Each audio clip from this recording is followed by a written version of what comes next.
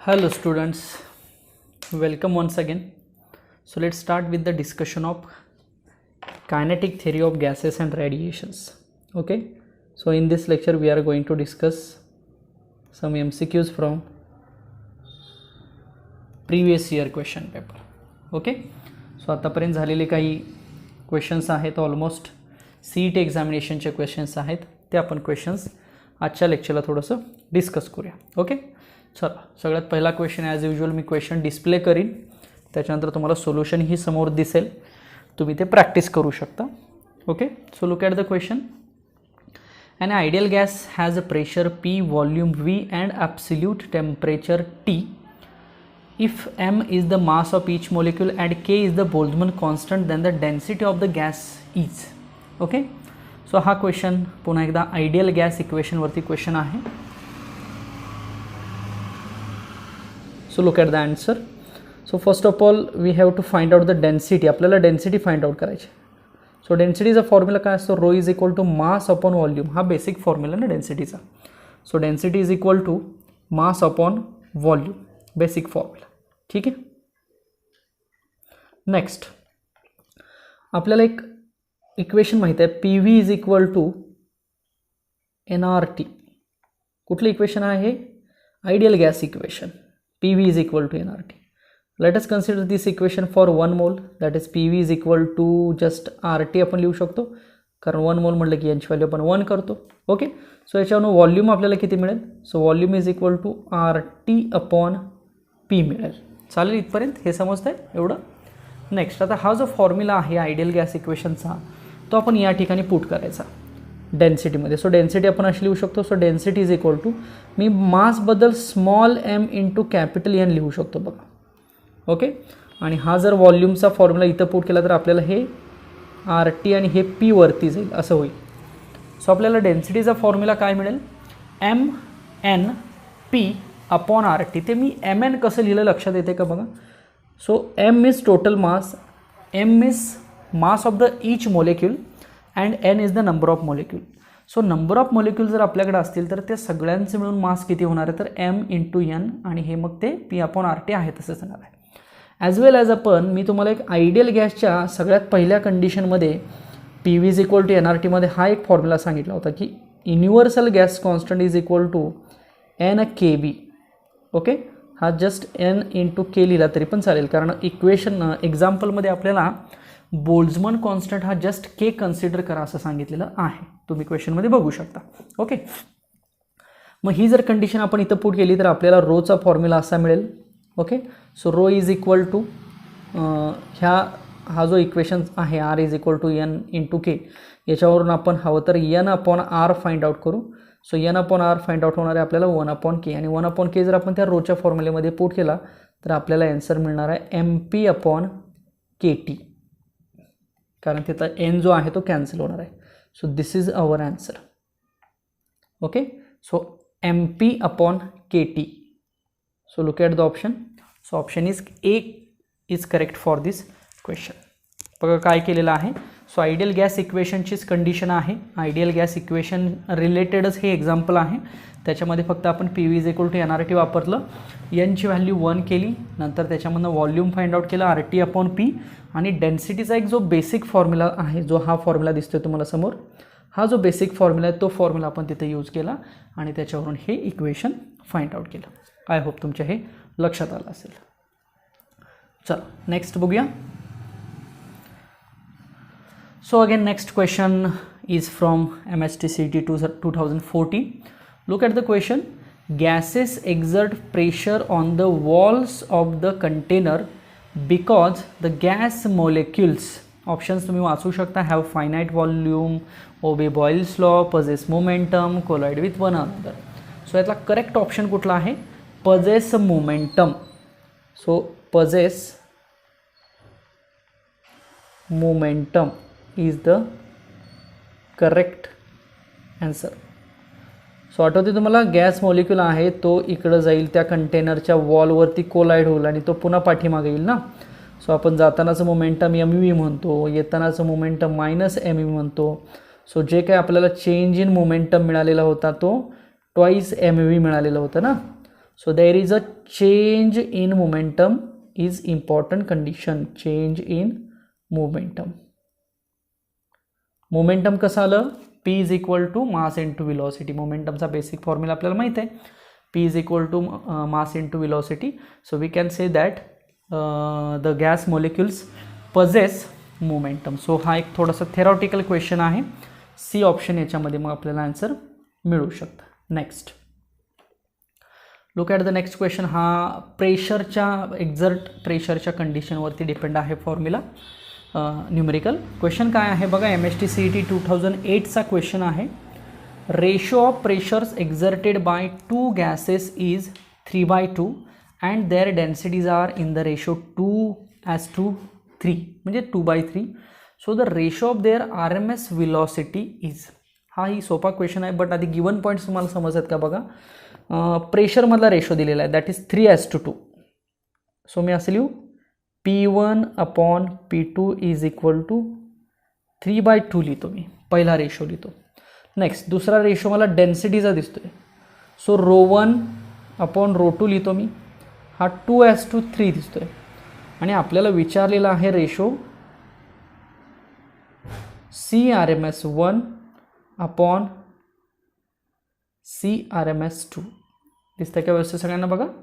So RMS व्हेलॉसिटीचा ratio आपल्याला find out करायचा आहे. सो या ठिकाणी सुद्धा आपल्याला जे प्रेशरचं मेन एक्सप्रेशन आहे, मी म्हणतो होते की हे खूप इम्पॉर्टंट एक्सप्रेशन आहे, ते एक्सप्रेशन आपल्याला इथं वापरावं लागेल. सो एक्सप्रेशन काय होतं? P is equal to 1/3 ρc². त्यातला C म्हणजेच कसली व्हेलॉसिटी? RMS velocity. ओके. मग मला याच्यावरून सांगा, जो CRMSचा फॉर्म्युला आहे त्याला मी जस्ट C1 म्हणतो हवं तर. सो C1² अपॉन C2² काय येईल सांगा. तर C1² साठी काय होणार आहे? 3P/ρ होणार. ओके. किंवा P1 ρ1 आणि हे 3P2/ρ2 होणार. यातला 3 कॅन्सल होईल. मग P1 आणि P2ची जर कंडिशन बघितली तर आपल्याला P1/P2 मिळेल, जे की directly proportional to, but rho मात्र काय होईल? रिव्हर्स होईल, इनव्हर्सली होईल. बट याच्यावरून जर C1 आणि C2 काढलं तर काय येणार आहे? हे सगळं अंडर रूटमध्ये जाणार आहे. म्हणजे कोण कोण? P1/P2 ρ2/ρ1. मग आता P1/P2चा रेशो किती आहे? 3:2 आणि हा रेशो किती आहे? 2:3. हे सगळं जर ॲडजस्ट केलं तर आपल्याला आन्सर मिळतं आहे 1. बरोबर आहे का बघा. So 1 is the correct answer. So C is the option for this question. लक्षात आलं का बघा. मी पहिल्यांदा प्रेशरचा रेशो डिफाईन केला, नंतर डेन्सिटीचा रेशो डिफाईन केलेला आहे, नंतर CRMSचा रेशो आपल्याला फाइंड आउट करायचा आहे. तर यासाठी आपण काय केलं? जे मेन प्रेशरचं एक्सप्रेशन आहे ते एक्सप्रेशन आपण या केसमध्ये यूज केलं, जे की 1/3 ρc² असं असतं. आणि त्या एक्सप्रेशनवरून आपण C1 आणि C2 that is RMS velocity find out केली. ओके. सो हा जो क्वेश्चन होता तो प्रेशरच्या कंडिशनवरचा क्वेश्चन होता. नेक्स्ट पुढचाही MST-CET 2010चा क्वेश्चन आहे. हा सुद्धा स्पीड व्हेलॉसिटी याच्याशी रिलेटेड आहे, बट एक जनरल फॉर्म्युले मी तुम्हाला सांगितले होते, ॲव्हरेज व्हेलॉसिटी, रूट मीन स्क्वेअर व्हेलॉसिटी वगैरे वगैरे, ते फॉर्म्युलेज फक्त इथं वापरायचे आहेत. सो क्वेश्चन काय बघा. The speed of 4 gases molecules are 1 km/s, kilometre second, 3, 5 and 7 km/s respectively. The difference between RMS speed and average speed. So RMS speed आणि ॲव्हरेज स्पीडमधला डिफरन्स काढायचा. सो मी पहिल्यांदा गिवन पॉईंट लिहितो. काय लिहितो बघा? CRMS/मी CAvg असं म्हणतो. सो आपल्याला CRMS/CAvg फाइंड आउट करायचं आहे. मग CAvg कसं काढतो आपण? सिम्पल. CAvgसाठी आपल्याला फॉर्म्युला माहीत आहे. ॲव्हरेज किंवा मीन कसा काढतो आपण? जेवढ्या व्हेलॉसिटीज आहेत त्यांची ॲडिशन करतो आणि डिवायडेड बाय त्यांचा नंबर. मग ह्या सगळ्यांची मी ॲडिशन करतो. डिवायडेड बाय किती जण आहेत? हे 4 आहेत, म्हणून ह्या सगळ्यांचा नंबर. सो हे जर सगळं सॉल्व केलं तर ऑलमोस्ट 4 km/s ही ॲव्हरेज मिळते. आणि CRMS कशी असते? ओके. रूट मीन स्क्वेअर ना, सगळ्यांचा स्क्वेअर आणि तोही रूटमध्ये. सो 1चा स्क्वेअर, 3चा स्क्वेअर, 5चा स्क्वेअर, 7चा स्क्वेअर आणि अपॉन 4. सो याचा एक ॲप्रॉक्सिमेट आन्सर मी इथे लिहून ठेवतो.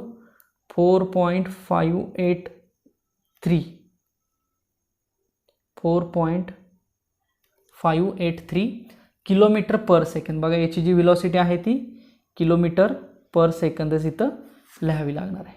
ओके, आता ह्या दोघांमधला डिफरन्स घ्यायचा आहे. कशामधला?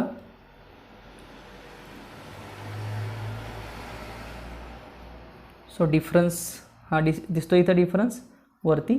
सो ह्या जर दोन व्हॅल्यू त्या डिफरन्समध्ये पुट केला तर आपल्याला तो डिफरन्स मिळेल.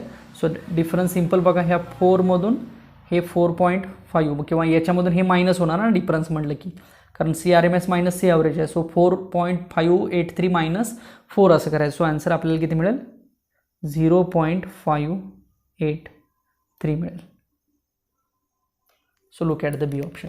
ओके, सो हा जो क्वेश्चन आहे हा क्वेश्चनसुद्धा विलॉसिटी आणि simple average velocity, RMS velocity याच्याशी रिलेटेड आहे. बघूया next question. Okay, so next question बघा, हा सुद्धा क्वेश्चन MST 2016 आणि 10 म्हणजे जवळपास 2 एक्झामला हा क्वेश्चन विचारलेला आहे. हा सुद्धा क्वेश्चन जे आपलं प्रेशरचं एक्सप्रेशन आहे ना, त्या प्रेशरच्या एक्सप्रेशनवरती डिपेंड आहे. आणि हे सुद्धा मी तुम्हाला इन शॉर्ट काल हायलाईट केलेलं होतं. हे इक्वेशन किंवा या क्वेश्चनशी रिलेटेड जे काही आपलं एक्सप्रेशन होतं कायनेटिक एनर्जीचं, ते मी हायलाईट केलेलं होतं. बघा क्वेश्चन काय आहे. Assuming the expression for the pressure exerted by the gas on the walls of the container, it can be shown the pressure is. म्हणजे सिम्पल प्रेशरची व्हॅल्यू आपल्याला इथं फाइंड आउट करायची. ओके ओके, सो प्रेशरचा मी पहिल्यांदा formula लिहितो. जो basic formula आपल्याला माहीत आहे तो 1/3 ρc². हे लक्षात ठेवायचं. पहिला फॉर्म्युला हाच लक्षात ठेवायचा. Next, pressure is equal to 1/3 rho म्हणजे काय आहे? डेन्सिटी आहे. सो डेन्सिटी असते मास अपॉन व्हॉल्यूम. हे सुद्धा आपण बघितलेलं आहे, बरोबर. नेक्स्ट मी काय करतो, 2 वरती मल्टिप्लाय करतो. मग 2 वरती मल्टिप्लाय केलं तर मला खाली पण मल्टिप्लाय करावं लागेल.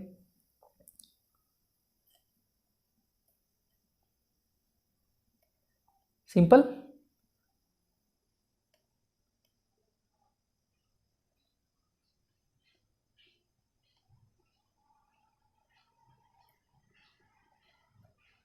ओके, सो मी जस्ट वरती मल्टिप्लाय केलं म्हणून मी खालीही मल्टिप्लाय केलं 2नी. ओके, सो 2/3 आणि हे 1/2 आणि हे मास अपॉन व्हॉल्यूम आणि हे c² आहे, बरोबर आहे का? बघा ॲडजस्टमेंट ही अशी चालू शकेल का? बघा, तर चालू शकेल. आता मला सांगा, हा जो V दिसतोय खाली तो कोण आहे? व्हॉल्यूम आहे. आणि मी जो हा एवढा भाग जो हायलाईट केला आता राऊंडमध्ये तो कोण आहे? 1/2 mc². What is meant by m? M is the mass and c² is the velocity square.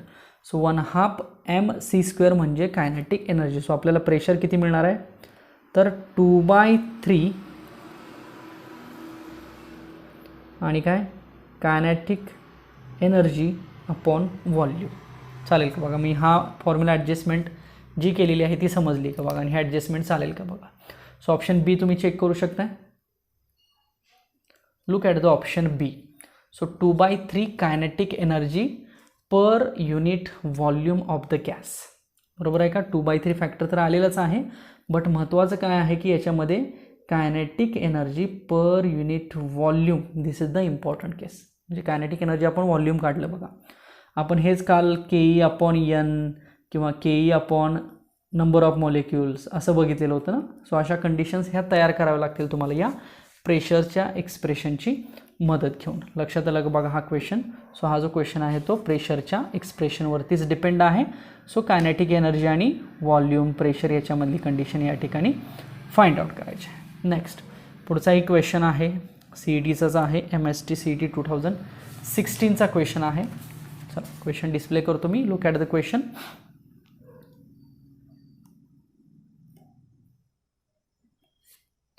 For a gas, R/CV is equal to 0.4. Okay, what is mean by CV? Molar वाला आला बघा. Molar specific heat at constant volume. आपण constant pressure, constant volume, R condition बघितलेलं आहे, त्याच्या related question आहे. So where R is universal gas constant and CV is the molar specific heat at constant volume. So the gas is made up of molecules which are, okay, which are rigid diatomic, monodiatomic, non-rigid diatomic आणि polyatomic. Okay, आता आपल्याला मी तुम्हाला काल एक hint दिली होती बघा, mono ॲटॉमिकसाठी, rigid ॲटॉमिकसाठी, त्याच्यानंतर नॉन रिजिड ॲटॉमिकसाठी म्हणजे डायॲटॉमिकमध्ये, आणि पुन्हा पॉलिॲटॉमिकसाठी काय आपण ते डिग्री ऑफ फ्रीडमच्या फॉर्ममध्ये 3+F आणि 4+Fच्या फॉर्ममध्येच फॉर्म्युला बघितला होता. बट मोनो ॲटॉमिक, डायॲटॉमिकमध्ये रिजिड आणि पुन्हा डायॲटॉमिकमध्ये नॉन रिजिड, अशा मी 3 कंडिशन्स तुम्हाला डिफाईन केलेल्या होत्या.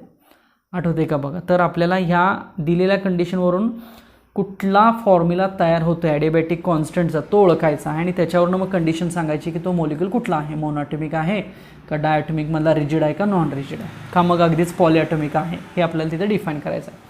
सो सगळ्यात पहिल्यांदा बघा, R/CV इज गिवन, किती दिलेला आहे 0.4 बरोबर. So what is mean by R, since R is equal to CP - CV, हे तर करेक्ट आहे. सो देअरफॉर हे इक्वेशन काय येणार, CP - CV upon V is equal to 0.4. चालेल का, sorry CP - CV upon CV is equal to 0.4. मी हे सॉल्व करतो. सो CP अपॉन CV किती येईल मला सांगा. इथं आता 1 होईल, हा 1 इकडे जाईल, सो 1.4 + 1 होईल ना. So therefore what is the value of CP upon CV, so it becomes 1.4. So हीच 1.4 ची व्हॅल्यू आपण अशी लिहिली तर चालेल. So CP upon CV is equal to 7/5, कारण 7/5 ची व्हॅल्यू पण किती येणार आहे 1.4 एवढीच येणार आहे. लक्षात येते का बघा. So CP upon CV is equal to 7/5 that is 1.4. मग आता मग आठवा 7/5 फॅक्टर आपण कशासाठी बघितला होता, आपण असे बघितले होते 5/3 पहिला बघितला होता, 7/5 दुसरा बघितला होता आणि 9/7 तिसरा बघितला होता. तर हा सेकंड फॅक्टर कशासाठी बघितला होता, एकतर डायॲटॉमिक मॉलिक्यूल होता का बघा, diatomic molecule. But diatomic मॉलिक्यूलमधली condition कुठली होती ओळखा, तर रिजिड मॉलिक्यूलची कंडिशन होती. So rigid diatomic, so option कुठला असेल, सो ए ऑप्शन असेल या क्वेश्चनचा. लक्षात येते का बघा. So rigid diatomic is the option for this question. ठीक आहे, लक्षात आलं ऑप्शन काय केलं आपण याच्यामध्ये. So molar specific heat constant याच्यावरूनच हे सॉल्व्ह झालेलं आहे. नेक्स्ट पुढचा क्वेश्चन आहे MST CET 2018चा. The molar specific heat of an ideal gas at constant pressure and constant volume is CP and CV respectively. पुन्हा हा मोलर स्पेसिफिक हीटवरचाच आहे. R is the universal gas constant and the ratio of CP to CV is gamma, then CV is equal to. Okay, so CP upon CV म्हणजे काय, adiabatic ratio, आणि CP upon CV ची value काय असते, gamma असते, हे आपण बघितलेलं आहे. ओके, मग हे जर थोडंसं सॉल्व करायला गेलं तर कशा पद्धतीने येईल बघा. So CP upon CV is equal to gamma, हेच मी असं लिहिलं तरी चालतं. CP - CV upon CV is equal to gamma -1/1. Okay, so therefore हेच मी असंही लिहिलं तरी चालेल, R upon CV is equal to gamma -1, कारण CP - CV पुन्हा R असतं. मग देअरफॉर याच्यातला फक्त CV बाजूला काढा. सो CV जर बाजूला काढला तर इक्वेशन आपल्याला R अपॉन गॅमा -1 असेल. सो गॅमाचा फॉर्म्युला एक CP अपॉन CV, इथं एक हिंट वापरली आपण, आणि CP - CV म्हणजे कोण वापरला, R वापरला. R म्हणजे काय, universal gas constant. What is mean by R, universal gas constant. लक्षात आलं. सो याच्यावरून जर आपण बघितलं तर आपल्याला R upon gamma -1, D option check करा सगळ्यांनी. So R upon gamma -1 answer मिळेल. म्हणजे कोणाचा आन्सर मिळाला, थोडक्यात CVचा आन्सर मिळालं हे. Okay, CV in terms of universal gas constant and adiabatic ratio that is gamma. Next पुढचाही क्वेश्चन एक CETचाच आहे. Look at the question. For a rigid diatomic molecule universal gas constant R is equal to NCP, where CP is the molar specific heat at constant pressure and N is the number, hence N is equal to. आता मला सांगा, तो जो number आहे, तो number आपल्याला इथं find out करायचा आहे. ठीक आहे, मग आता तो नंबर फाइंड आउट करायचा म्हणजे काय, ते relation R is equal to N into CP आहे असं फाइंड आउट करायचं. म्हणजे आपल्याला थोडक्यात आरचं रिलेशन आणि त्या सी पीचं रिलेशन यांच्या फॉर्ममध्ये फाइंड करायचं, म्हणजे आपल्याला यांची व्हॅल्यू बघायला मिळेल. ओके, काय करायचं बघा याच्यामध्ये. सगळ्यात पहिल्यांदा आपण ॲडियाबॅटिक रेशो काय लिहितो, gamma is equal to C P upon C V लिहितो, हे तर सगळ्यांना माहीत आहे. आता मोलेक्युल कुठला दिलेला आहे, रिजिड डायॲटॉमिक. आत्ताच आपण एक एक्झाम्पल बघितलं, रिजिड डायॲटॉमिकसाठी गॅमा किती असतो तर 7/5 असतो. सो आपल्याला हे रिलेशन पहिले लिहिलं तर चालेल. याच्यावरून मी सी व्ही असा लिहिलं तर चालेल का सांगा. So C V is equal to 5/7 into C P. बघा काय केलं मी, सी व्हीची व्हॅल्यू फाइंड आउट केली 5/7 इंटू सी पी. बट आपल्याला अजून आरपर्यंत पोचायचं आहे. मग आरपर्यंत कसं जायचं तर आपल्याला हे माहीत आहे, C P minus C V is equal to R. Yes, हे रिलेशन माहिती आहे आपल्याला. मग याच्यामध्ये ही सी व्हीची व्हॅल्यू पुट करूया इथं. सो काय येणार मग सांगा, C P minus 5/7 into C P is equal to R. हे जर मी सोडवलं तर मला बघा हे 2/7 C P is equal to R मिळेल. आता हे जे इक्वेशन आहे ते आपल्या पहिल्या इक्वेशन बरोबर आपण कंपेअर करूया. आता पहिलं इक्वेशन म्हणजे कुठलं तर R is equal to N C P. पहिलं म्हणजे जे दिलेलं आहे ते R is equal to N C P. मला सांगा हे इक्वेशन आणि हे इक्वेशन एकमेकांना कंपेअर केले तर आपण एनची व्हॅल्यू किती सांगू शकतो. So N is equal to 2/7 म्हणजेच 0.2857 असं त्याचा आन्सर आहे. सो 0.2857 म्हणजे सी ऑप्शनमध्ये ते आन्सर दिलेलं आहे. बघा क्वेश्चन मी नीट डिस्प्ले केला आणि त्याचं जे आन्सर डिस्प्ले केलं ते व्यवस्थित समजलं का बघा. Next question. आता हा थोडासा coefficient of absorption, reflection, transmission याच्याशी रिलेटेड आहे. MST 2018 क्वेश्चन आहे. ओके, सो क्वेश्चन काय आहे बघा. Heat energy is incident on the surface at the rate of 1000 joule per metre. Okay, if coefficient of absorption is 0.8, coefficient of reflection is 0.1, then heat energy transmitted by the surface in 5 minute is. आता आपल्याला heat energy transmitted in 5 minute हे find out करायचं आहे. म्हणजे थोडक्यात Q T जो आहे Q T, तर तो क्यू टी फाइंड आउट करायचा आहे. ठीक आहे, स्टेप बाय स्टेप बघूया आपण पहिल्यांदा. सो आपल्याला एक बेसिक रिलेशन माहीत होतं, A plus R plus T is equal to 1. Yes, we have this relation. That is coefficient of absorption, coefficient of reflection and coefficient of transmission is equal to 1. आता याच्यातलं दिलं आहे काय काय बघा. तर आपल्याला ए दिलेला आहे, आर दिलेला आहे, याच्यावरून आपण टी काढू शकतो. सो टी कसा काढला जाईल. So T is equal to 1 minus A minus R असा टी फाइंड आउट केला जाईल. ठीक आहे, मग आता हे होईल 1 मायनस एची व्हॅल्यू आहे 0.1 आणि आरची व्हॅल्यू आहे 0.8. मग हे 0.9 होईल, म्हणजे हे टोटल 0.1 होईल. ही कुणाची व्हॅल्यू मिळेल, टीची व्हॅल्यू मिळेल. That is coefficient of transmission मिळेल. ठीक आहे, मग आपल्याला फाइंड आउट करायचं आहे क्यू टी.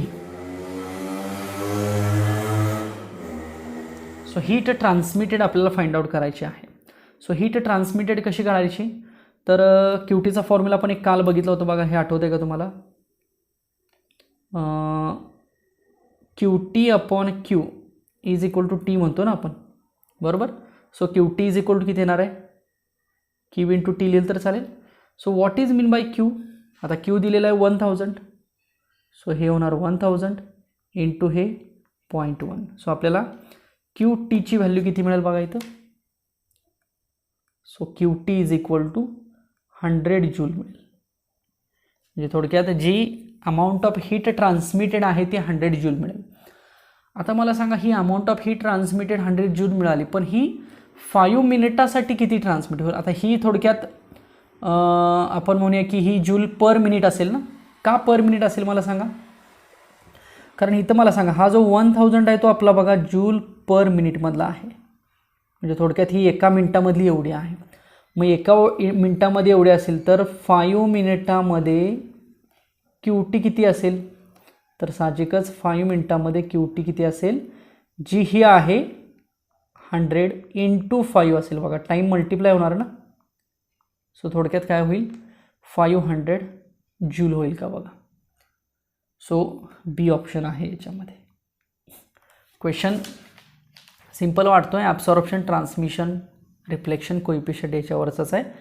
बट क्वेश्चनमध्ये कन्सिडरेशन काय आहे, अमाऊंट ऑफ हीट जी आहे ती जूल पर मिनिट आहे.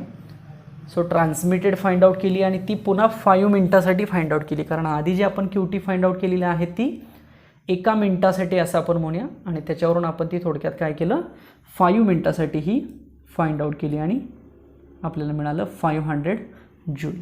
सो या क्वेश्चनचा आन्सर मग काय मिळेल, बी मिळेल. नेक्स्ट,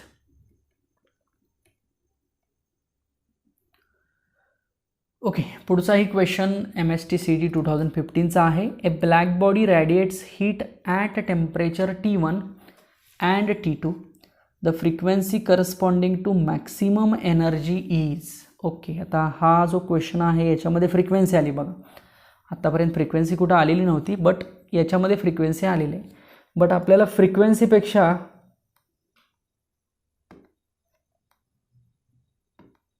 वेवलेंथ माहीत आहे. वेवलेंथ आली होती, कुठल्या लॉमध्ये वेवलेंथ आलेली आठवते तुम्हाला, वेन्स डिस्प्लेसमेंट लॉ बघितला बघा आपण कालच्या लेक्चरला. So lambda max is inversely proportional to temperature.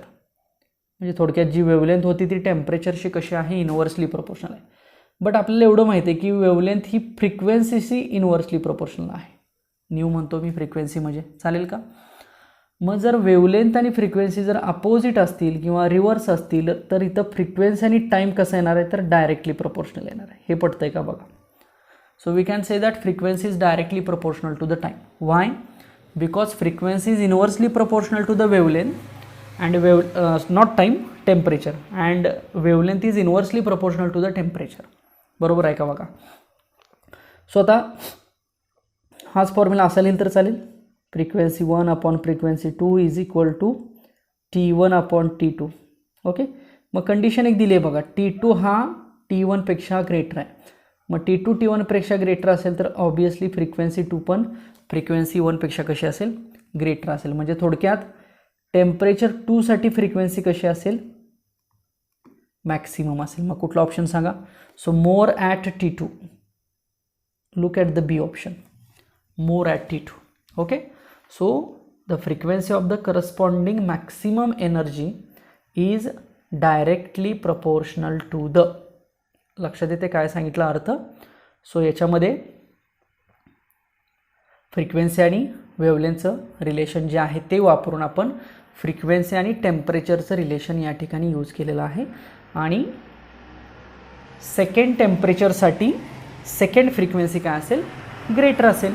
म्हणून म्हटलं की आपण the frequency corresponding to maximum energy is more at T2. Next,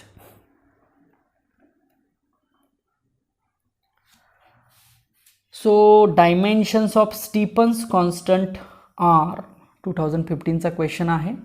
so Stefan कॉन्स्टंटचं डायमेन्शन आपल्याला फाइंड आउट करायचं आहे. प्रोसिजर काय, स्टीफन्स लॉ पहिल्यांदा आपण काय भेटला होता, is equal to sigma T⁴. आठवतं आहे, ह्यातला हा सिग्मा म्हणजे स्टीफन कॉन्स्टंट. ह्या ईबद्दल आपण असं लिहिलं होतं Q अपॉन AT आणि हे sigma T⁴. So what is mean by sigma is equal to काय मिळेल, Q upon AT into T⁴, temperature मिळेल का बघा. सो याच्यामध्ये मग आपल्याला ह्या सगळ्यांचे डायमेन्शन्स थोडक्यात फाइंड आउट करावे लागतील. ह्या Qचं डायमेन्शन फाइंड आउट करायला लागेल आणि ह्या खालच्या सगळ्यांचं डायमेन्शन फाइंड आउट करायला लागेल. ते डायमेन्शन आपलं असेल सिग्माचं. मग Q म्हणजे थोडक्यात काय आहे, एनर्जी आहे. एनर्जी म्हणजेच वर्क आहे थोडक्यात, कारण वर्कचं एनर्जीचं डायमेन्शन सेम असतं ना, अपॉन एरिया, अपॉन टाईम आणि अपॉन टेम्परेचरचा 4 केल्विन. बरोबर. सो वर्कचं डायमेन्शन काय असतं, लेंथ 2, मास 1, टाईम -2. बरोबर का, कारण वर्क म्हणजे काय, फोर्स इंटू डिस्प्लेसमेंट. कारण फोर्सचं डायमेन्शन काय असतं, 1, 1, -2. सो त्याला डिस्प्लेसमेंट पुन्हा एक आला, त्याच्यामुळे लेंथ 2 झाली, मास 1 झाला आणि टाईम -2 झाला. Upon what is dimension of area, L2. What is dimension of time, T1. And what is dimension of temperature K म्हणूया आपण K⁴. मग आता हे जर आपण सगळं ॲडजस्ट केलं तर आपल्याला L किती मिळेल? L 0 होईल बघा, L कॅन्सल होईल. मास किती मिळेल? खाली मास नाही, मास वरतीच आहे फक्त. सो मास 1 मिळेल. येस. नेक्स्ट टाईम किती मिळेल? टाईम वरती -2 आहे, खाली 1 आहे. सो खालचा जर वर गेला तर हे -3 होणार आणि टेम्परेचर हे खालचं वर गेलं तर -4 होणार. So this is the dimension of sigma. म्हणजे स्टीफन कॉन्स्टंटचं हे डायमेन्शन आहे. Length 0, mass 1, time -3, K -4. So option D. So scalar and व्हेक्टरचा हा थोडक्यात क्वेश्चन निघाला. फक्त तुम्हाला या टॉपिकमध्ये जो स्टीफन्स कॉन्स्टंट होता किंवा स्टीफन्स लॉ होता त्यातल्या स्टीफन कॉन्स्टंटचं आपल्याला इथं डायमेन्शन फाइंड करायची वेळ आली. लक्षात आलं? प्रोसिजर समजली सगळी. सो डायमेन्शन एकदा बघून घ्या सगळे. प्रत्येक टर्मचे डायमेन्शन्स मी कशा पद्धतीनं सॉल्व केलेले आहेत. नेक्स्ट पुढचाही एक क्वेश्चन आहे. पुन्हा एकदा CETचाच क्वेश्चन आहे हा. A black rectangular surface of area A emits energy E per second at 27 degree Celsius. ठीक आहे. पहिलं टेम्परेचर आहे असं आपण म्हणूया, T1 म्हणूया. If the length and breadth are reduced to 1/3 of initial value and temperature is raised to 327 degree Celsius, then energy emitted per second become. Okay, energy find out करायची आहे. सो चला आपण पहिलं टेम्परेचर किती घेऊया? 27 degree Celsius घेऊया. दुसरं किती घेऊया? T2 म्हणूया. सो T2 असेल 327 डिग्री सेल्सिअस. हेच आपण केल्विनमध्ये पण लिहू शकतो. ओके. नेक्स्ट एरिया कसे दिलेत बघा. If length and breadth are reduced to 1/3 of initial value. म्हणजे थोडक्यात लेंथ आणि ब्रेड्थ म्हणजेच एरिया आहे, बट एरिया काय झाला आहे? रिड्यूस्ड टू 1/3 झालेला आहे. मग मला सांगा A2 किती येईल? A2 किंवा A1 आपण काय लिहूया? लेंथ इंटू ब्रेड्थ लिहूया. सो A2 किती होईल? ही लेंथ डिवायडेड बाय 3 आणि ही ब्रेड्थ डिवायडेड बाय 3. म्हणजे एरिया कमी झाला ना, दिसतंय सरळ क्वेश्चनमध्ये. सो एवढा एरिया झाला. So what is the emitted energy? So E2 find out करायचं असं आपण म्हणूया. सो E2 आणि E1 मधलं रिलेशन काढायचं आहे थोडक्यात. E2 is equal to how much E1? कारण क्वेश्चन्समध्ये तसं दिसतंय ना, E1 म्हणजे E असेल आपली एनर्जी पहिल्या केसची. सो आपण पहिल्यांदा फॉर्म्युला लिहूया. सो E2 अपॉन E1 मी आधी असं लिहितो बघा. एकतर हे एरिया बरोबर डायरेक्टली प्रपोर्शनल असेल, ॲज वेल ॲज टेम्परेचर बरोबर सुद्धा डायरेक्टली प्रपोर्शनल. बट पॉवर कशी? 4 ना, स्टीफन्स लॉचा आहे हा सुद्धा. So it is directly proportional to area. Q upon AT असतं का? सो Q अपॉन AT त्यातला ए जर पलीकडे घेतला तर ते डायरेक्टली प्रोपोर्शनल झाला ना एरिया. ओके. मग हे जस्ट आता पुट करूया. So therefore E2 upon E1 मी फक्त व्हॅल्यू पुट करून दाखवतो मला. A2 किती घ्यायचा मग? L/3 B/3. ठीक आहे. आणि A1 किती घ्यायचा? L/B घ्यायचा, लेंथ इंटू ब्रेड्थ. ओके. आता हे टेम्परेचर्स कसे घ्यायचे? 27 प्लस 273 आणि हे 327 प्लस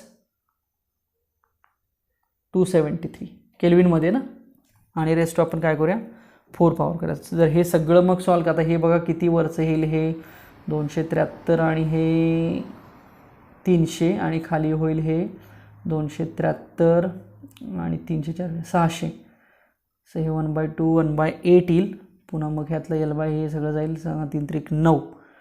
सो 16/9 रेशो येतं का? एकदा चेक करा. 16/9.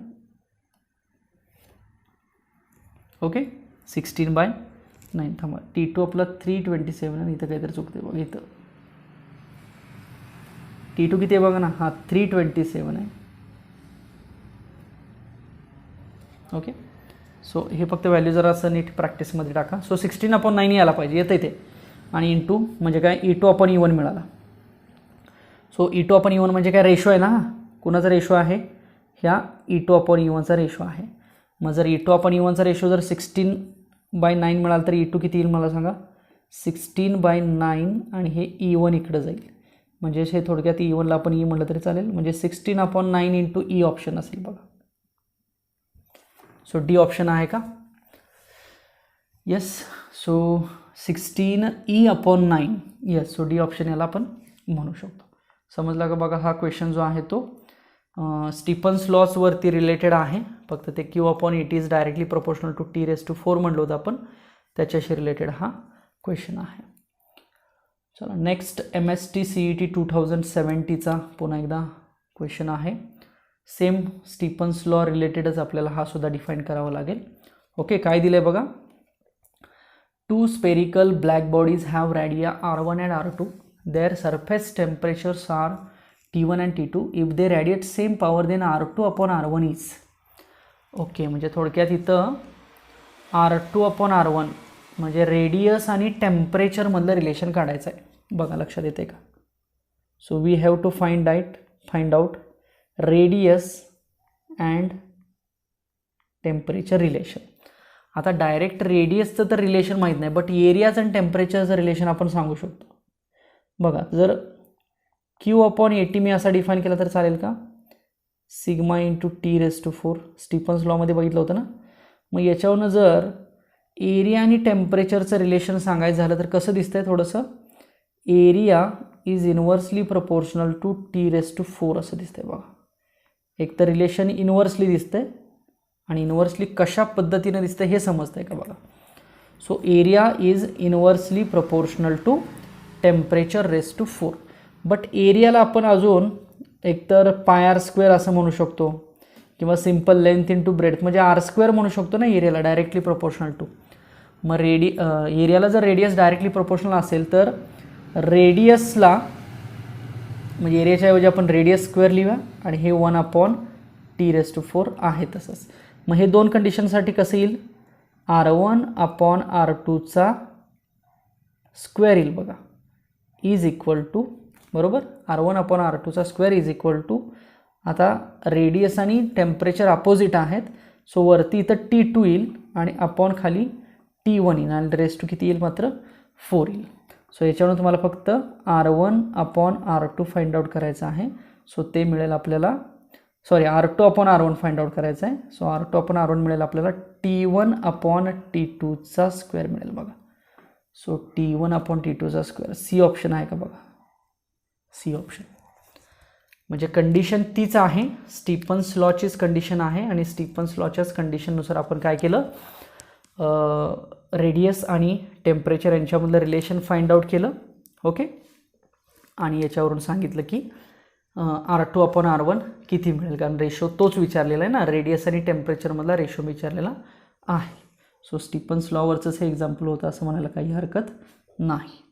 नेक्स्ट पुढचं एक जस्ट CETचंच क्वेश्चन आहे, सेम कन्सेप्ट आहे. 2 spheres P and Q of same colour having radii 8 cm and 2 cm kept at temperature 127 degrees Celsius and 527 degrees Celsius respectively. So the ratio of the energy radiated by P and Q in the same time is. Okay. Ratio of the energy radiated by P and Q. तर पहिली आणि दुसरी condition म्हणजे P ची पहिली condition आहे आपण म्हणूया आणि Q ची दुसरी कंडिशन आहे असं आपण म्हणूया.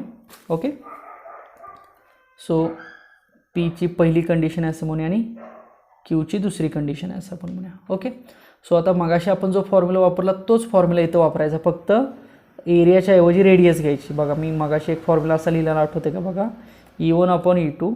इथं मी एरियाच्या ऐवजी रेडियस लिहितो, म्हणजे काय लिहिलं मी? R1/R2 स्क्वेअर लिहिणार. आणि टेम्परेचरची कंडिशन काय होती? मात्र T1/T2 4th पॉवर होती का बघा. म्हणजे एरिया आणि टेम्परेचर ते डायरेक्टली प्रोपोर्शनल होते ईला, बट रेडियस आणि टेम्परेचरमध्ये इन्व्हर्सली प्रोपोर्शनल असणार आहे, हे खरं आहे. But is directly proportional to R² म्हणजे एरिया स्क्वेअर असतं. ओके, सॉरी एरिया असतं म्हणून एरिया πr² किंवा R² आल्यामुळे इथं R² आलं. आणि T⁴ म्हणजे टेम्परेचरची 4th power. So Stefan's law होता ना तोच आहे, फारसं काही वेगळं याच्यामध्ये दिसत नाही. ठीक आहे, मग आपल्याला R1/R2च्या कंडिशन्स बघा. 8 cm/2 म्हणूया, सो 8/2 म्हणूया फक्त तरी चालेल स्क्वेअर. बट T1/T2 कसा घ्यायचा? 127 आणि 527 हे केल्विनमध्ये घ्यायचं. सो 127 प्लस 273 आणि अपॉन 527 प्लस 273 सिमिलर फॉर्म्युला आणि रेस्ट टू पॉवर 4 करायची. मग हे जर सगळं सोडवलं तर तुम्हाला रेशो ॲक्युरेट 1 मिळतो आहे का एकदा चेक करा. सो 16/16 मिळतो आहे म्हणजे हा रेशो 1 मिळतो आहे. येस, सो 1 बी ऑप्शन आहे का बघा. येस आहे. So 2 spheres P and Q. So पीची आपण कंडिशन फर्स्ट कन्सिडर केलेली आहे, क्यूची कंडिशन 2 कन्सिडर केलेली आहे. स्टीफन्स लॉवरूनच हे रिलेशन तिथं वापरून E1/E2चा फॉर्म्युला इथं यूज केला. E1/E2 is directly proportional to area असतं किंवा T⁴ असतं. हे जे मागाशी एक्झाम्पलमध्ये आपण बघितलेलं आहे तेच इथं आलं बघा. फक्त एरियाच्या ऐवजी आपण काय रिप्लेस केलेलं आहे, रेडियस रिप्लेस केली, कारण एरिया इथं दिलेलं नाही आहे, रेडियस दिलेलं. मग ती 4πr² म्हणली तरी शेवटी ते 4π जाईल, बट व्हॅरिएबल रेडियसचं राहणार आहे ना, सो r² राहणार आहे. म्हणून मी हा r1² लिहिला आणि T1/T2चा 4th पॉवर लिहिलं. ओके, मग 2 रेडियस 8 आणि 2 अशा दिलेल्या आहेत आणि पुढे टेम्परेचर दिलेले आहेत ती 127 आणि 527 आहेत. टेम्परेचर जे आहेत ते डिग्री सेल्सिअसमध्ये आहे, त्याचं कन्वर्जन आपण केल्विनमध्ये करून घेतलं. आणि जर हे थोडंसं मात्र आता तुम्ही ट्राय करा, हे एकदा सोडून बघा. हे सगळं सोडून बघितलं तर तुम्हाला 16/16 असा हा रेशो मिळतो, म्हणजेच 1 रेशो मिळतो. सो याचा आन्सर असेल बी. ओके, सो हा जो क्वेश्चन आहे तो पुन्हा एकदा स्टीफन्स लॉवरतीच रिलेटेड आहे. बघूया आपण next. Let see the next example. The heat is supplied to a diatomic gas at constant pressure. So what is the ratio of delta Q as to delta U as to delta W. Look at the options: 2:3:5, 5:3:2, 2:5:7:7:5:2. म्हणजे थोडक्यात delta Q, delta U आणि delta W यांचा ratio find out करायचा आहे. आता सगळ्यात महत्त्वाचा हा जो टाईप आहे तो थोडासा थर्मोडायनॅमिक्स रिलेटेड आहे, कारण आपल्याला थर्मोडायनॅमिक्स फर्स्ट लॉ माहिती आहे बघा. थर्मोडायनॅमिक्स फर्स्ट लॉ, कारण तुम्ही जर डेल्टा Q, डेल्टा U ह्या जर क्वांटिटीज बघितल्या ना, ह्या सगळ्या क्वांटिटीज कुठल्या आहेत, थर्मोडायनॅमिक फर्स्ट लॉच्या क्वांटिटीज आहेत. आणि या क्वांटिटीचा रेशो डायॲटॉमिक गॅससाठी फाइंड आउट करायचा आहे. चला, सो सगळ्यात पहिल्यांदा काय आपण कन्सिडर करूया बघा. आपल्याला CP, CV हे जनरली दिलेलं आहे, किंवा आपण म्हणूया की डायॲटॉमिक गॅससाठी आपल्याला ते माहीत असतं. ओके, सो मी असं लिहितो, फॉर डायॲटॉमिक गॅस CP किती लिहितो बघा मी. डायॲटॉमिक गॅसचा CP किती असतो, 7/2R. ओके, त्याचबरोबर CV किती असतो, 5/2R. हे थोडंसं थेरीला बघितल्यासारखं आठवतं आहे. थेरीला आपण हे बघितलेलं आहे की CP आणि CVची व्हॅल्यू किती असते. ठीक आहे, सो पहिल्यांदा मी डेल्टा Q लिहितो. Delta Q, what is mean by delta Q. Delta Q म्हणजे काय असतं, इंटरनल एनर्जी ना. ओके, सॉरी, डेल्टा Q म्हणजे amount of heat supplied, delta U म्हणजे इंटरनल एनर्जी आणि डेल्टा W म्हणजे work done. So delta Q आता at constant pressure delta Q किती असतं, NCP/dt. हा फॉर्म्युला कुठून येतो, ॲक्च्युली आपण जे CP - CV = R Mayer's relation find out करतो, आठवतं आहे मेयर्स रिलेशन. त्या मेयर्स रिलेशनमध्ये आपण ह्या व्हॅल्यू आपण फाइंड आउट केलेल्या आहेत. ओके, सो हाच फॉर्म्युला मी असा लिहू. सो CP आपल्याला माहिती आहे बघा. CP किती आहे, 7/2R आणि हा पुढं मग dt. Late us consider equation number 1. म्हणजे कुणाची व्हॅल्यू आपण लिहू शकतो अशी, डेल्टा Qची व्हॅल्यू अशी लिहू शकतो. अशीच इंटरनल एनर्जी लिहू शकतो का बघा. आता इंटरनल एनर्जी कुणावरती डिपेंड असते, पुन्हा ती टेम्परेचरवरती डिपेंड असते. बट ॲट कॉन्स्टंट व्हॉल्यूम किती, ॲट कॉन्स्टंट प्रेशर आपल्याला डेल्टा Uची व्हॅल्यू किती मिळते, NCV/dt. बघा हे सुद्धा झालेलं आहे त्या मेयर्स रिलेशनमध्ये. सो NCV/dt ही डेल्टा Uची व्हॅल्यू झाली. मग हे किती येणार, N इंटू ब्रॅकेट CV किती आहे, 5/2 R आणि पुढे काय dt. इक्वेशन नंबर सपोज 2 म्हणूया आपण. ठीक आहे, सो हा एक झाला डेल्टा Q, एक झाला डेल्टा U. इक्वेशन नंबर 2 म्हटलं एकाला. आता आपल्याला वर्क डन फाइंड आउट करायचं आहे, वर्क डन. ओके, सो आता वर्क डन माहिती आहे तुम्हाला कसं लिहायचं किंवा वर्क डन कसं फाइंड आउट करायचं. जर तुमच्याकडं डेल्टा यू आणि डेल्टा क्यू असेल तर तुम्ही वर्क डन फाइंड आउट करू शकता. कसं, त्यासाठी फर्स्ट लॉ लिहिला पाहिजे तुम्हाला. फर्स्ट लॉ कुणाचा फर्स्ट लॉ? थर्मोडायनॅमिकचा फर्स्ट लॉ. मग फर्स्ट लॉ काय असतो माहिती आहे? Delta Q is equal to delta U plus work done किंवा डी डब्ल्यू म्हणतो. मग मला सांगा याच्यावरून डी डब्ल्यू किती मिळेल? So D W is equal to delta Q minus delta U. Simple. So work done किती मिळालं? Delta Q minus delta U. So आपल्याला इक्वेशन 1 आणि 2 वरून डेल्टा क्यू आणि डेल्टा यूची व्हॅल्यू माहीत आहे, ती सिंपल याच्यामध्ये पुट करा. सो मग डी डब्ल्यू किती मिळेल सांगा? मी हे हवं तर डी क्यूची व्हॅल्यू बघा वरती दिसते तुम्हाला, n7/2r dt. आता याच्यामध्ये nr dt कॉमन राहील, बाकी ब्रॅकेटमध्ये ते 7/2 मायनस 5/2. सो ॲप्रॉक्सिमेट त्याची व्हॅल्यू 1च येईल बघा. सो थोडक्यात nr dt आपल्याला सबट्रॅक्शन येणार आहे. हे तुम्ही सॉल्व करून बघू शकता. Suppose equation number 3. So getting. So equation number 1 बघा, इक्वेशन नंबर 2 बघा आणि इक्वेशन नंबर 3 बघा.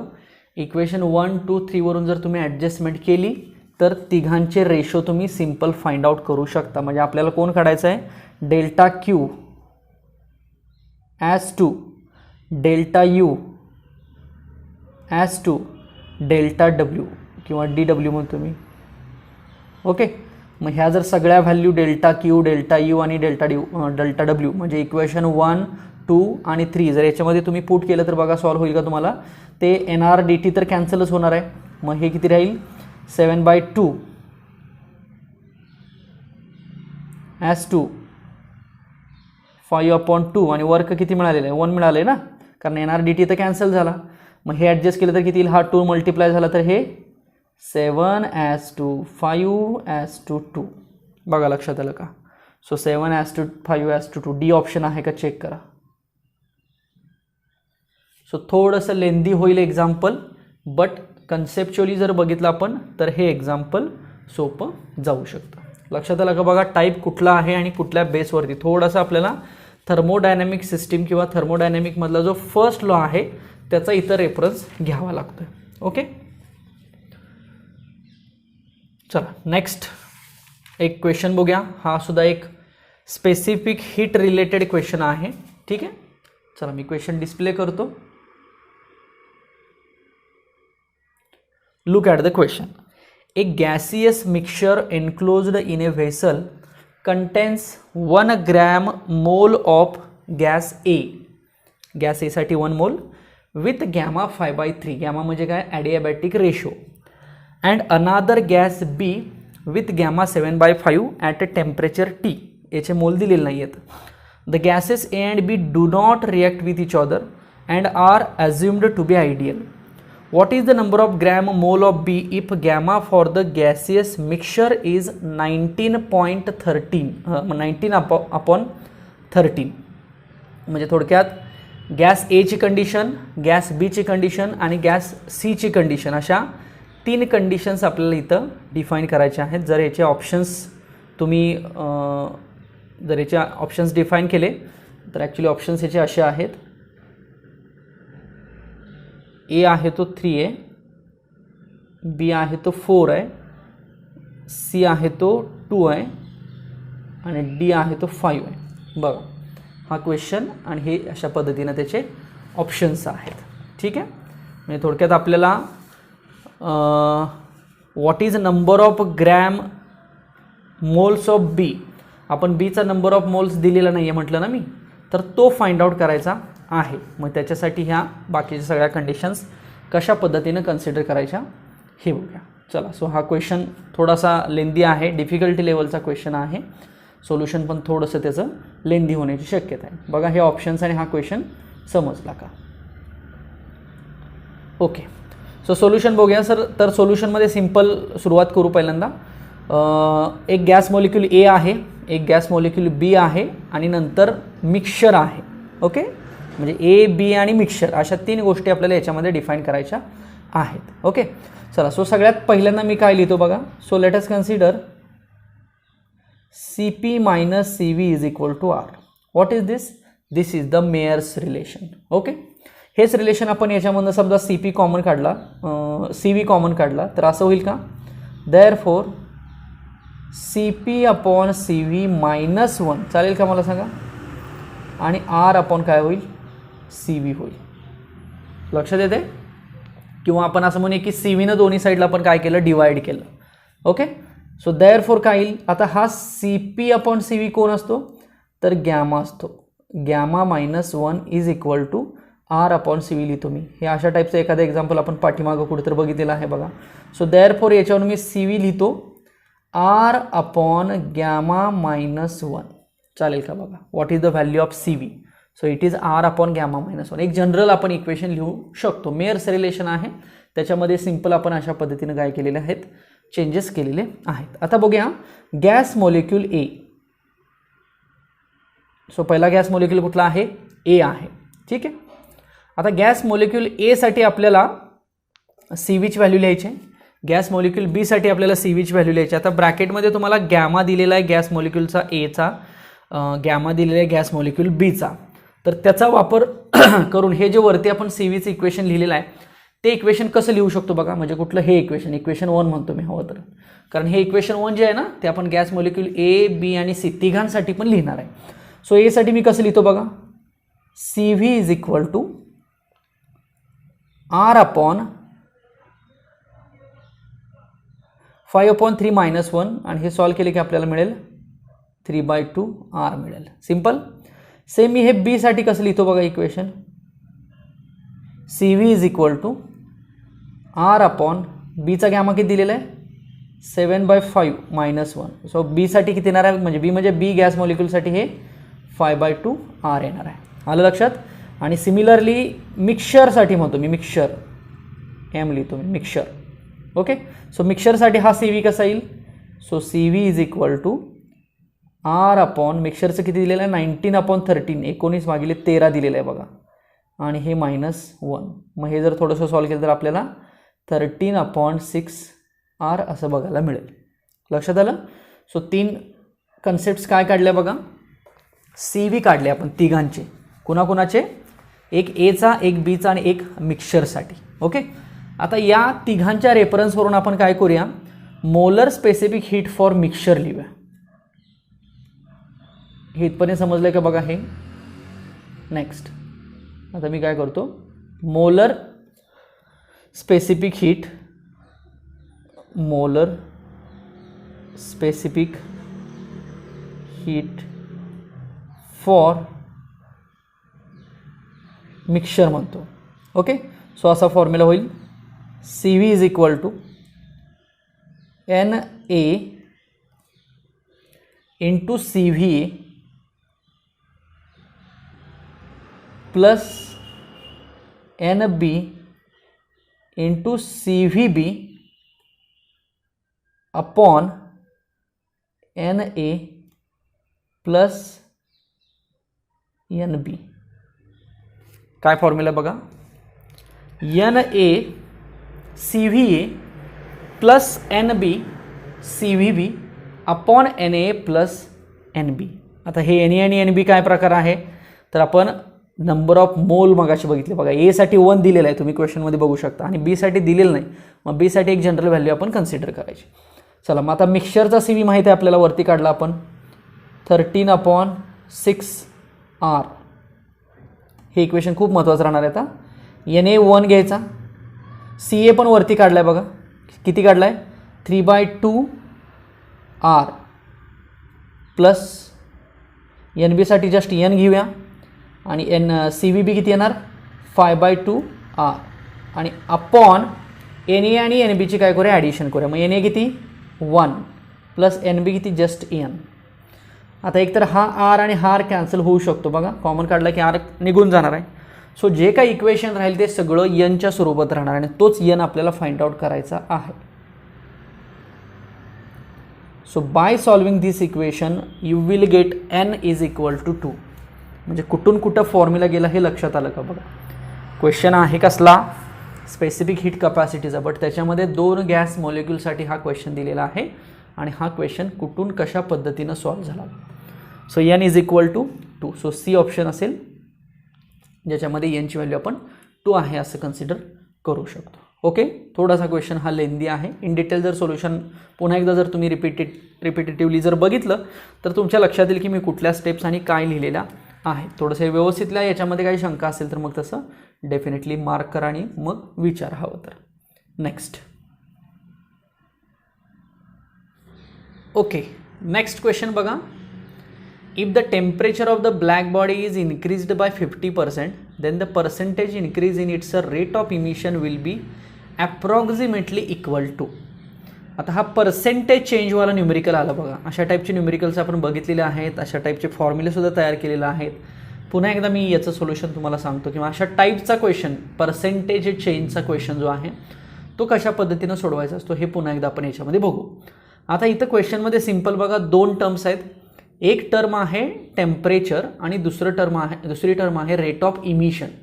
म्हणजे सिम्पल ह्या 2 टर्ममधलं आधी रिलेशन काढायचं आणि मग बघूया की नक्की काय पर्सेंटेज चेंज आहे. ओके, तर आता तुम्हाला ही कन्सेप्ट कुठली आहे लक्षात आलं का? स्टीफन्स लॉ बघितला होता आपण, स्टीफन्स बोल्टझमॅन लॉ, त्याच्या रिलेटेड ही कन्सेप्ट आहे बघा. मी थोडक्यात हा स्टीफन फॉर्म्युला आधी तुम्हाला दाखवतो आणि मग पुढे बघूया काय करता येईल. स्टीफन फॉर्म्युला मी असं लिहिलेलं आठवते, ई किंवा आर लिहिलं होतं. सो सिग्मा T⁴ लिहिलेलं होतं.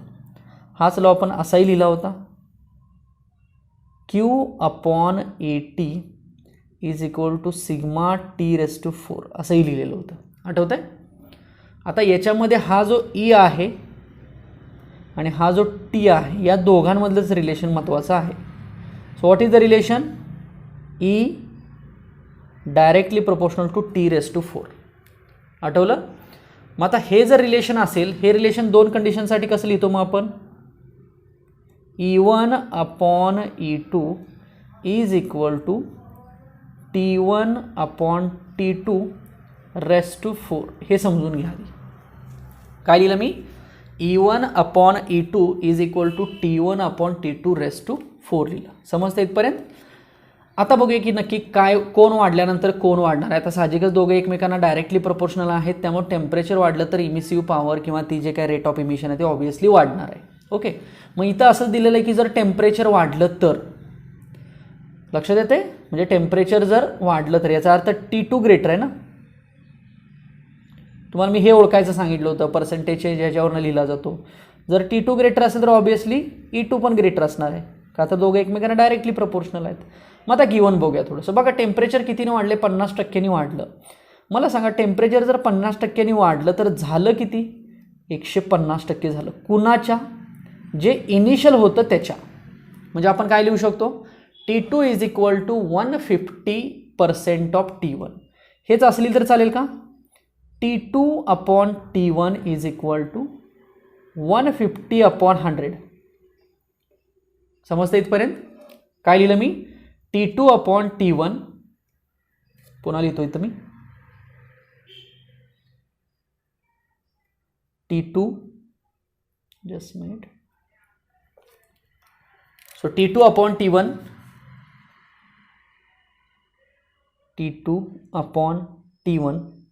इज इक्वल टू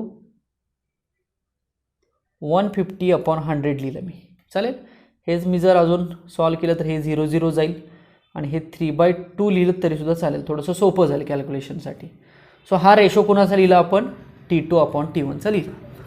आता पर्सेंटेज चेंज किंवा percentage increase in emissive power आपल्याला फाइंड आउट करायचं. म्हणजे कसं लिहायचं बघा? पर्सेंटेज चेंज म्हणजे delta E/E1 into 100 question mark. But what is delta E? Delta ईचा अर्थ काय? डेल्टा ई म्हणजे चेंज. कशामधला चेंज? इमिसिव्ह पॉवरमधला चेंज. मग चेंजमध्ये 2 गोष्टी येतील, एक E1 येईल आणि एक E2 येईल. आणि मगाशी मी सांगितलं की E2 का E1 मोठा? तर E2 मोठा आहे, कारण इमिसिव्ह पॉवर पण वाढणार आहे ऑब्व्हियसली. मग जर E2 मोठा असेल तर ह्या डेल्टा ईच्या ऐवजी कसं लिहायचं? E2 - E1/E1 into 100 is equal to question mark. Okay, पण मगाशी का आपण फॉर्म्युला लिहिलेला. आता E2 - E1 तर माहीत नाही किंवा E2 E1ची व्हॅल्यू माहीत नाही आपल्याला. बट T2 अपॉन T1 माहीत आहे. सो मग अशी एक फॉर्म्युला काय लिहिला आपण, E2 अपॉन E1चं प्रपोर्शन कसं काढू शकतो आपण, तर T2 upon T1 raise to 4. बघा ईच्या समोर T, E2च्या समोर T2, directly proportional. But T2 upon 4 किती आहे, so E2 upon E1 is equal to, T2 किती मिळालं आपल्याला वरती बघा 3/2.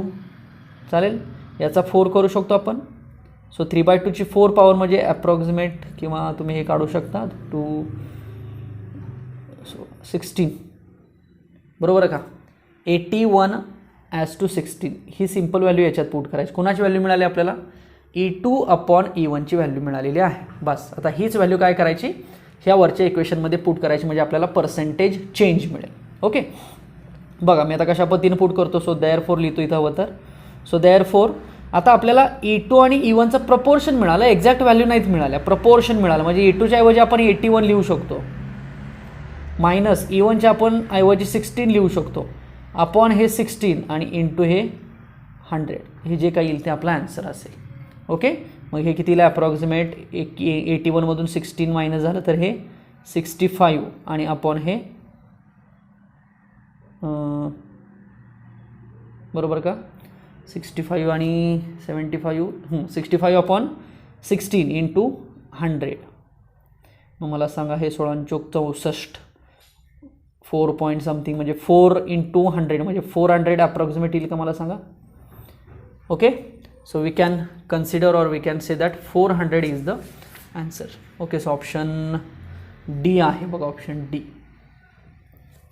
बघा दोन्ही म्हणजे दोन्ही स्लाइड्स लक्षात आल्या का बघा. मगाची स्लाइड मी जी लिहिलेली होती ती एकदा रिवाइंड करून बघा हवं तर, आणि एकदा सॉल्व करून बघा. ओके, सो हा जो क्वेश्चन आहे तो इमिसिव्ह पॉवर रिलेटेड क्वेश्चन आहे. ठीक आहे, चला पुढचा क्वेश्चन बघूया. एक graphical representation, graph related question आहे बघा. चला क्वेश्चन डिस्प्ले करतो मी. The plots of intensity versus wavelength of 3 black bodies at temperature T1, T2, T3 respectively are shown in the figure. ठीक आहे, their temperatures are such that.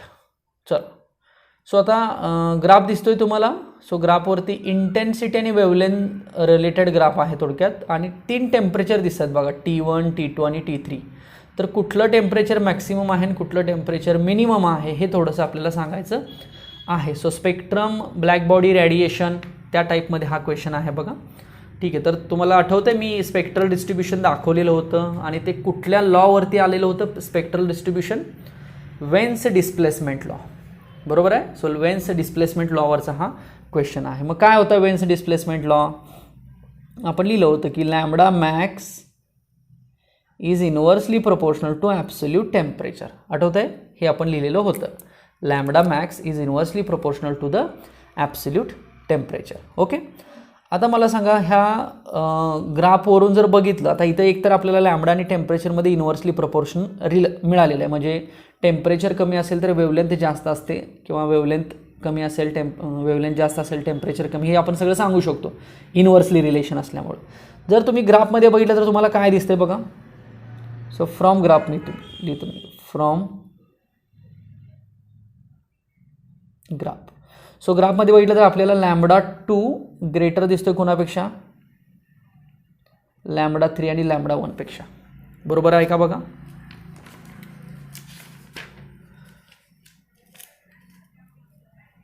Yes, मग आता हे तुम्ही लॅम्बडा 2 लॅम्बडा 1 कुठं आलं असं म्हणाल ग्राफवरून, तर ॲक्च्युली जे T2 आहे ना त्याची करस्पॉन्डिंग वेवलेंथ लॅम्बडा 2 असेल, ती जास्त आहे बघा. T3 आहे त्याची करस्पॉन्डिंग वेवलेंथ लॅम्बडा 3 असेल, ती त्याच्याशी कमी. आणि T1 त्याची लॅम्बडा 1 आहे ती अजूनच कमी आहे. बरोबर, म्हणजे याचा अर्थ समजला तुम्हाला, जर लॅम्बडा 1 मिनिमम असेल तर त्याचं टेम्परेचर मॅक्सिमम असणार आहे बघा. सो इफ लिहितो मी, लॅम्बडा 1 इज मिनिमम, तर लॅम्बडा 1चं करस्पॉन्डिंग टेम्परेचर कोण आहे, T1 आहे, ते कसं असेल, मॅक्सिमम असेल. सिम्पल. जर लॅम्बडा 2 हा मॅक्सिमम असेल, मॅक्सिमम्स आहे ना बघा, इथं लॅम्बडा 1 आणि हे लॅम्बडा 2 दोन लिमिट्स आहेत. सो लॅम्बडा 2 मॅक्सिमम, मग त्याचं करस्पॉन्डिंग टेम्परेचर कसं असेल, मिनिमम असेल. बरोबर. मग जर असं असेल तर T2 सगळ्यात लहान झाला बघा आणि T1 सगळ्यात मोठा झाला, हे समजतंय का बघा. T2 सगळ्यात लहान आणि T1 सगळ्यात मोठा, मग हे असं लिहायचं. साहजिकच ना. T1 greater than T3 which is again greater than T2. बरोबर आहे का बघा जे मी लिहिलेलं आहे ते. ओके. सो दिलेला जो ग्राफ आहे त्या ग्राफवरून आपण अशा पद्धतीनं सोल्युशन डिफाईन करू शकतो. सो हा जो क्वेश्चन आहे तो स्पेक्ट्रल डिस्ट्रीब्युशनचा जो पॉईंट होता त्याच्याशी रिलेटेड हा क्वेश्चन आहे. आय होप तुम्हाला हा समजला असेल. चलो नेक्स्ट बघूया आपण एक नेक्स्ट क्वेश्चन. हा पुन्हा एकदा एक स्टीफन्स लॉ रिलेटेडच आहे. ठीक आहे. आपण लॉसचा एक फॉर्म्युला बघितलेला होता त्यामुळे तो क्वेश्चन मी पिक केलेला आहे. आपण लॉस ऑफ हे बघितलं होतं स्टीफन्समध्ये. ठीक आहे.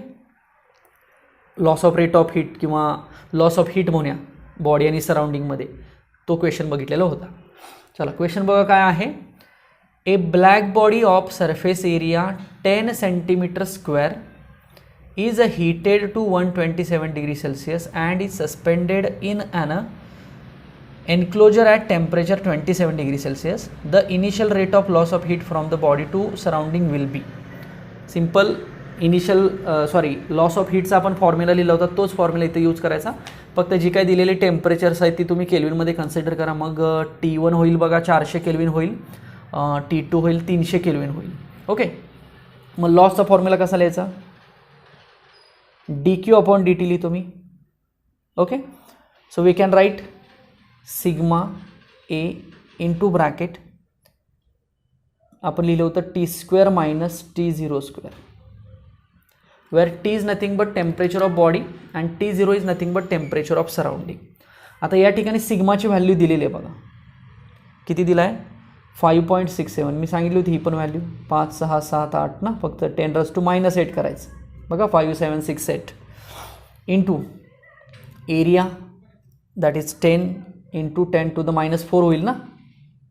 आणि ब्रॅकेटमध्ये T² minus T02. So what is T². आता हे आपल्याला केल्विनमध्ये 400 होईल बघा. आणि मायनस सराउंडिंगचं हे जर केल्विनमध्ये केलं तर 300 होईल. सॉरी नॉट T², आपल्याला इथं T⁴ पाहिजे ना. पॉवर 4 पाहिजे ना टेम्परेचरची. स्टीफन्स लॉ स्टीफन बोल्ट्झमनमध्ये टेम्परेचरची पॉवर 4 राहते ना. सॉरी मी T² लिहिलेलं होतं इथं. चला हे फक्त सॉल्व करायचं आपल्याला. आता हे जर सॉल्व केलं तर याची व्हॅल्यू बघा किती मिळते. आणि हे सगळं मग ॲप्रॉक्सिमेट आपण ऑप्शन्स जर बघितले तर आपल्याला वॅट म्हणजे थोडक्यात पॉवरच्या फॉर्ममध्ये काढायचं आहे. सो हे जर सगळं तुम्ही ॲप्रॉक्सिमेट सॉल्व केलं तर ह्याची 1 वॅट व्हॅल्यू येते. सो 1 वॅट येस बी ऑप्शन आहे. हे फक्त एकदा मग ट्राय करा. मी फक्त तुम्हाला हिंट दिली कारण rate of loss of heat आपण बघितलेलं होतं. सो त्याच्याशी रिलेटेड हा क्वेश्चन आहे. बघा समजला का. सो स्टीफन बोल्ट्झमन लॉमधलाच हा एक क्वेश्चन आहे आणि याच्यावरती मग हा न्यूमेरिकल अशा पद्धतीनं सोडवलेलं. तुम्ही जस्ट हे ट्राय करून बघा. जेवढी कॅल्क्युलेशन्स आहेत ती यात काही मग शंका असेल तर मग तशी विचारत चला. ओके. सो थांबूया आपण. भेटूया नेक्स्ट लेक्चरला. हा सुद्धा मोड कसा वाटला बघा. यातनं जरी काही अडचण असेल तर डेफिनेटली मला तसा कॉन्टॅक्ट करा. पुढच्या लेक्चरला पुन्हा आपण बोर्ड टीचिंग करूया ज्याच्यामध्ये पुढचा टॉपिक असेल त्याची 1 शॉट रिव्हिजन घेऊन त्याच्यावरचे MCQ सॉल्व करू. ओके. चला सो भेटूया आपण नेक्स्ट लेक्चरला. तोपर्यंत हे झालेले क्वेश्चन्स आहेत. आजसुद्धा बरेचसे क्वेश्चन्स कमी वेळेमध्ये मॅक्सिमम क्वेश्चन्स घेता आले. त्यामुळे ह्या सगळ्या क्वेश्चनचं पुन्हा एकदा प्रॅक्टिस करा आणि काय याच्यामध्ये कुठं शंका आली तर मग विचारा. आपण भेटूया नेक्स्ट लेक्चरला. Thank you so much.